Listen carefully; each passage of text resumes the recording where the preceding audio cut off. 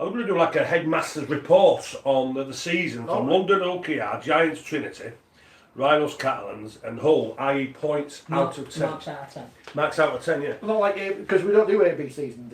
No, You know, it's divisive. so we'll go to the marks out of 10. Obviously, we'll start at the bottom. You know, London. What do you reckon with London then for the season? Well, I think bearing in mind that we're not looking at where they finished, we're looking at how successful they've been against the odds. I think you'd have to give them an 8 out of 10. Well, that's exactly what I was thinking. 8 out of 10. I don't think there's any complaint to that, do you? 10 victories out of 29 games. Yeah.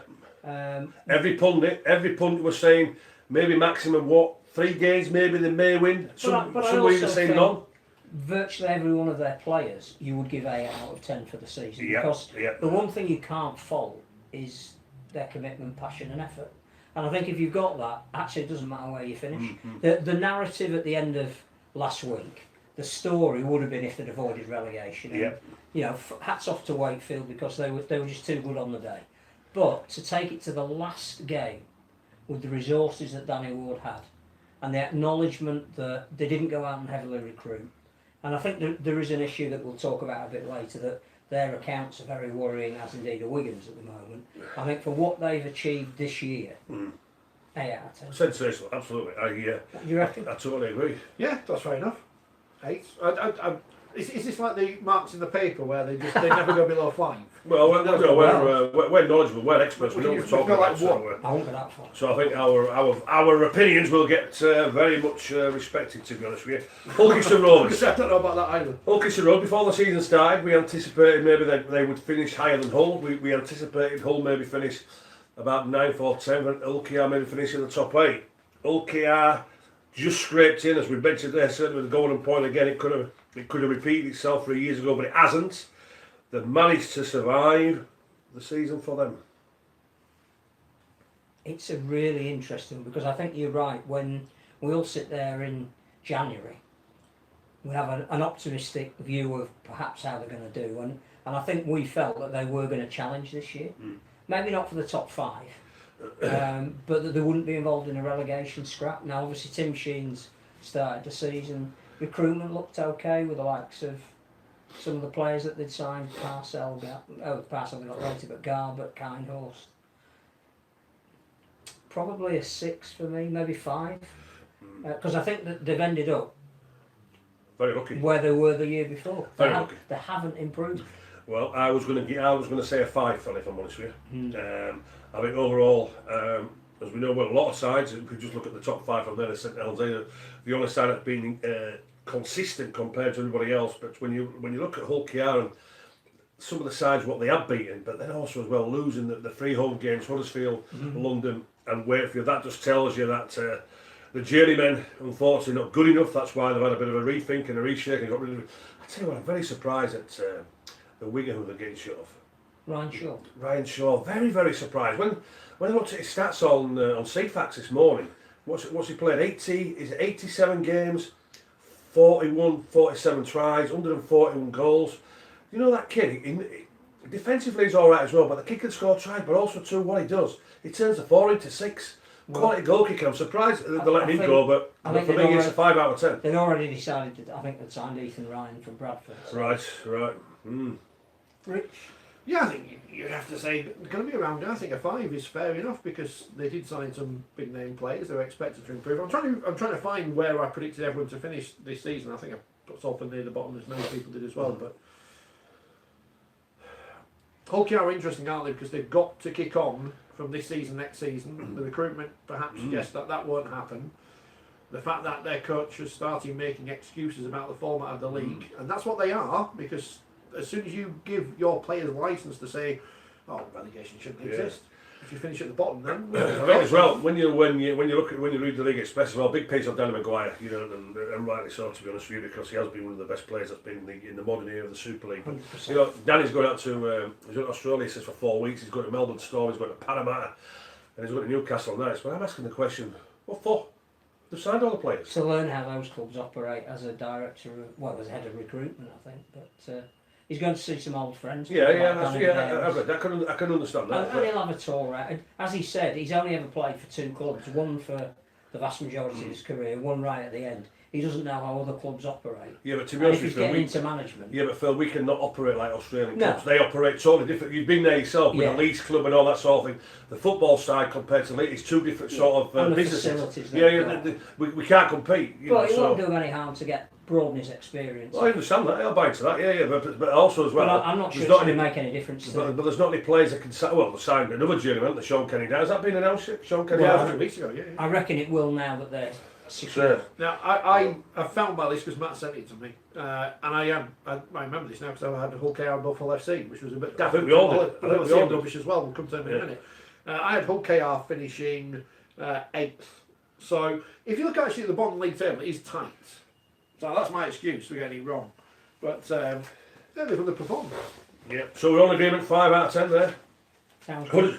Huddersfield Giants. Well, certainly again when we look at the start of the season and certainly what Walford bring, and also they did make the 5 last year, didn't they? And the aspirations and a couple of players that they brought from there. Utah, the winger. Well, for me, he's been garbage.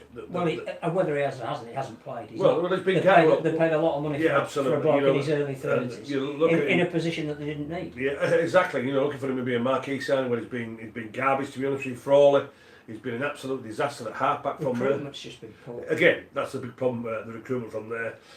So, but the Giants, we had them a lot higher than finishing well. Just 2 points above, didn't we? I've got your list here. Yeah. I've been sent it by a source, which is Matt, because I've just told you. You had Huddersfield finishing. I got 2 out of 12. You got 1 out of 12, right? Apparently. You had Huddersfield finishing in 8th. Yeah. So again, pretty much. Well finished. But I think they've underperformed. Very much so. I think to be at risk on the last day of the season, and at one point with Catalans beating them on Friday night, if London had rallied, Huddersfield were in danger because Hull KR were winning. London never looked like winning, but had they made a better start to the game, Huddersfield at one point were in danger of going down. So I think they're a 5 out of 10 as well, if I'm being honest. 5. We're going 5 on there. Right. Okay. Right. 5. Wakefield. Well, we had these knocking on the top 5, didn't we? I think we all said the signing of Danny Brough might be that edge into. They finished 5th in the previous 2 seasons. Yeah. This year, the benchmark was 5th. Yeah. So we thought you only need to be as good as you've been in the last 2 years, and you'll be in the playoffs. Yeah. But you've signed Danny Brough, and that might be the added ingredient to ensure you get final piece of the jigsaw. So again, why hasn't on the last right? So why has it worked? And I'm not buying into excuse of injuries because everybody's had injuries. I'm not going to take an excuse of injuries. On CFAX, you wouldn't have seen this because they don't do things on CFAX. There's the hello to our listeners on Facebook. A great framing of the shot today. There. After the game, he said injuries. £800,000 worth of talent. I'm not buying into that. But then after spending 2 minutes talking about injuries, he said, but they're not an excuse. He said, I'm not buying into that rubbish. I'm not buying into that garbage. I'm not. Gary Carter asked a good question about attitude of players, which was kind of deflected away a little bit. I think when players for me, the problem for Wakefield was not the number of injuries, because as you say, every team at some point has had injuries. Yeah. It's the fact that the senior players, when they really needed to hold it together, to step up, weren't playing. Correct. So when you lose people like Danny Kermond and Matty Ashurst, that has an effect. Because if you haven't got a lot of those, Danny Brough was out a broken thumb for a while. So you take your core of experience out of your team, that will have an effect. It's not necessarily the amount of injuries, it's who's injured. But I definitely had Wakefield as a challenging for the top 5. So I think, again, best I could give them is a 5. I think they've underperformed. Well, I think I did Wakefield at 9 for it. Have you got my list on there? I think I am just restarting the phone. I think you had them 7th or something. I didn't think the Danny Brough situation was going to work. It hasn't worked, and I think Wakefield from the clubs who have missed the top 5, and the anticipation was and massively from the top 5 with the signing of Broughy. I'm going to give Wakefield a 4 because I think there'd be massive disappointment, and surely they think they're pretty happy that they just managed to avoid relegation, and I'm afraid to say they need to take a long hard look at themselves, because overall, with the anticipation and what the aspiration of the last 2 seasons, finishing in the top 5, the jigsaw was supposed to be filled with the Danny Brough signing. As it worked, they get a 4 out of 10 for me. Well, he turned up for the final game of the season, so that was good. So Yeah, all right. Then. Yeah, they won 2 games in 13. Is that good enough, Richie? No. But well, apparently it gets you into the Coach of the Year nominees if you have such a bad run of form. But no, it's not good enough. And I think everyone's not good enough. So it'd be interesting to see which players are announced as coming in. I think we all know, because everyone knows everything, that Alex Walker and Jay Pitt's coming in from London. Who else comes in? Will be interesting. I've heard some names that people would be surprised at. Well, one name at least. Watch this space, isn't it? Yeah, very surprising. We'll find. We'll see, won't we? I mean, so what would you give them out of 10? As I'll just give it your 5. Yeah, it's been disappointing, hasn't it? I think as people have realised, the Chester Art Brigade are just. I mean, I'll use your phrase. They're idiots. One bad season after 2 very good ones and one where we snuck into the playoffs because Salford got a points deduction. I'll take that. I'll take one bad year. It's like Leeds fans at the moment. You just won everything for 20 years, but you have a couple of bad years. It's not that bad, is it? It's not that bad. Right, so you 2 gone 5 Wakefield, I've gone 4 Wakefield. Okay. The Leeds Rhinos, Phil. Season of 2 halves. If you'd have marked them for the first half of the season, you'd have probably given them 3. I think for the second half, culminating in what was the best performance of the season last Friday night, probably give them 6. But I think again that they finished roughly where we envisaged they would, mid-table. I don't think we had them challenging for this season. I am 5th. I think we all thought the David Furner era was going to herald change, yeah. And it clearly didn't. It was the exact reverse. This is now 3 of the last 4 seasons where they've underperformed. I think there are some mitigating circumstances about transition. I know we've had the debate throughout the year. A mid-table team, you can only give them 5 if they're a mid-table team. A mid-table team with 2 players in the dream team. How well they must have played. We'll ask him about that later, because you can't blame the media this year. One of them did all right. Can't blame the media this year. Yeah, Leeds again. You give them a. Well, I think they've finished 3rd. I think 3rd or 4th. I'll have to go back onto my thing. So, Phil, you give how many? 6? No, I'd give them 5 overall. 5 overall. I was going to give everyone 5, apart from Salford, who I'll give 10 to. Yeah, I had Leeds finishing 4th because I thought with the players they brought in, I thought they had less disruption than Wigan. Yep. Because the whole theory was Adrian Lamb's coming in as a bit of a patsy for a year. They've lost a load of good players. Lo and behold, they go on and are going to win the grand final. And Leeds have disappointed. But yeah, so Leeds are 5. But the best thing about Leeds this year is you walk into that stadium and you feel you're in a proper, modern sporting venue, which you can't say for many of the clubs in our sport. Yeah, well, to me, I can't give them no more than 5, to be honest with you, from there. And I say the David Furner management didn't last very long, did it from there, and yeah, he got a tune out of the players, the Richie Agar from there. And I guess a big disappointment was, the players were brought in from a point of view, the senior players for the first part of the season, it was them who were letting Leeds down. It wasn't the young kids, we've seen the progressive Newman, Ash Hanley, Jack Walker, and it was the senior players, but it was pretty obvious that they didn't want to play for David Furner. They got in the sack. The players went to go see the management. They got in the sack. Richie Agar got a tune out of the players, and made himself serve with 24 points. But I've got to agree, can't give him no more than 5 out of 10 for the season what we've had. Just imagine if they'd signed Paulie. Catalans Dragons, right? So this is an interesting one, isn't it? For the overall season, what they've had. I think we all thought, having won the Challenge Cup, having signed a couple of winners, that they would make the 5. And Matty Smith. I had them 3rd. I had them finishing and I 3rd. think it's not an unrealistic expectation, looking at their roster. I think the one thing we said was, will they overcome this ridiculous travel issue that they seem to have? And we thought with the likes of Tompkins and McAlorum in the team, they probably would, because they're the kind of guys that sit down amongst the players and just go, not bothered where we play, it's the same game. But they haven't cured that. And the most disappointing for me is not that they didn't make the playoffs, but they just haven't played an attractive style of rugby this year. Whenever you see the name Catalans Dragons on the fixture list, you think, well, they'll go down with fighting, they'll play with flair, they'll they'll entertain. They haven't done any of that this year for me. They've been one of the most disappointing teams in the division in the terms of the fact that they've taken some fearful beatings.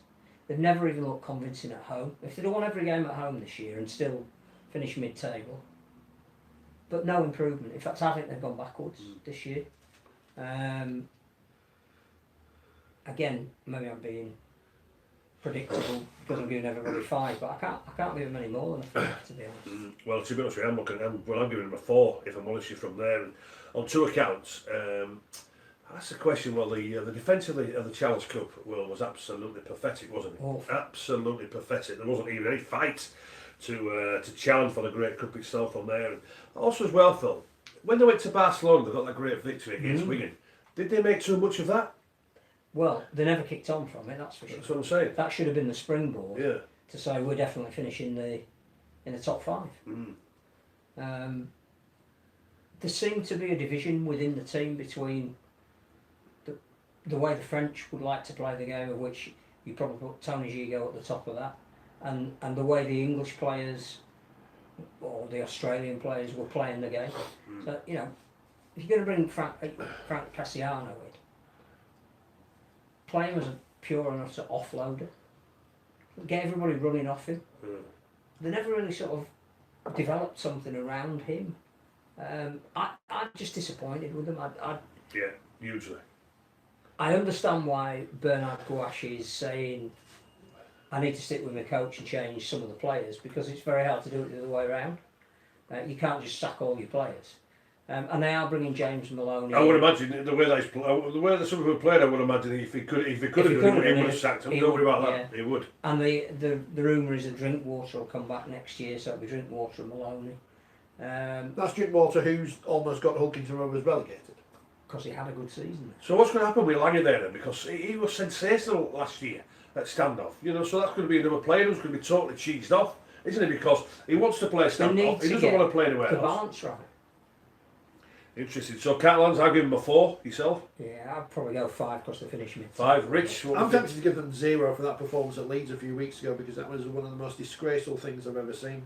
I'm turning to that great clip of David Coleman after Italy-Chile in the 1962 World Cup. If you've never seen it, it turns into a fight. And obviously we don't condone violence. He's really angry. But that was a poor performance. I'm going to give them 3.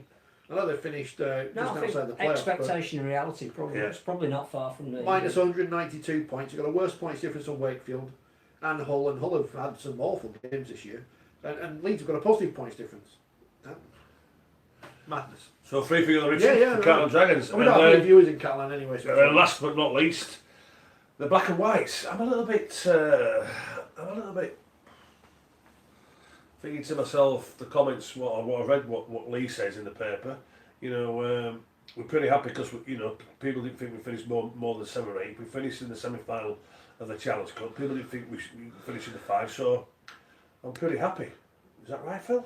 Are they happy in the black and white? In some respects, he is right, because I think if you look at all our predictions, we predicted them pre-season. Yeah. We didn't have high expectations for them. We thought that the team had gone on a year too long without it being changed. That a lot of people were out of contract, were coming to the end of their tenure, perhaps had been maybe played on a year later than they could have done. We knew that there were 13 or 14 of them coming off contract, and you've got to manage that rather than get to the end of a season and everybody leaves and everybody comes in. So I think we thought it would be a tough year for them. But I think you need to look at the other side of the coin, and that is up until about 5 weeks ago, they could have been second. And they've not. They were knocking on the door for being second. And they've not even made the playoffs. Knocking on the door for being second. So that's got to be a huge disappointment. I think the semi-final performance, although again Warrington played very well as they did in the Challenge Cup final, I thought Hull were disappointing. I just expected a bit more out of them. I thought they'd win that game on the basis of the fact that they'd become a very good cup fighting team. Yeah. And I thought that they surrendered a little bit too easily in that game, made too many mistakes. I don't think they've ever sorted out the half-back situation. What is their best combination of players? I think we've all decided that midway through the season, I think we wanted to see Jake Connor at 6 because we felt it was a talent. I think now it's come to the end of the season, not sure he is going to be a 6. But I don't know if Lee Radford ever got that balance right between Shaw and Kelly and Sneed and Connor. the spine didn't seem right at any point this year. Yeah. So I think on the basis of where they could have finished, with about 5 weeks to go, I'd probably give them a 4 because I've been really disappointed with how the season's petered out. But I think if we look back to where we thought they'd finish, it would probably be a 5 or 6 because they finished where we thought they would. Well, to be honest with you, I can't even make a debate on what you said there, Phil, to be honest with you. And I'm the same with the points. I can't give them no more than 4 points, for the season, because it has been an absolute washout for the last 5 or 6 games from there. And you look at the teams what beaten there at home and home and absolutely hammered them. Magic weekend.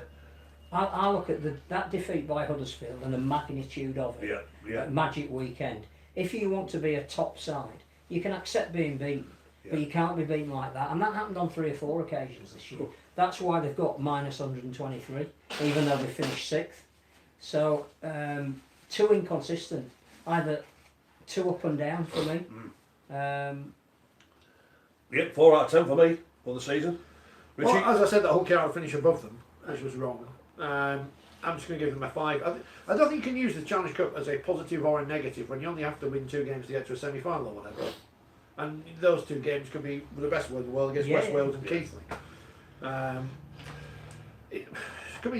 That's a lot of turnover of players. It's going to be next. I think they delayed it too long. They're going to look a different team next year with the recruitment that they've already done, and maybe 1 or 2 other players coming in. They've probably also got the rookie of the year in Nalaga. And I don't think we saw on anybody's radar that somebody like him would make such an impact, which is to their credit. But I just think they left it to... If you remember what Adam Pearson said at the end of last season, we're going to... No contract safe, we're going to have a clear out, we're going to change everything around. They didn't do it. But they're going to do it this year. I just think they've wasted a year. People are now taking far too much credence into these random numbers we just plucked from our brains. Oh, because Scully's asked us a question 10 minutes ago.